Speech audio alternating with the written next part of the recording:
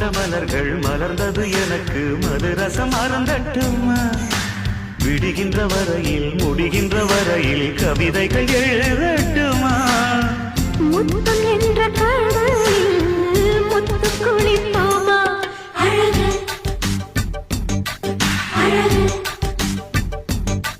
ஓ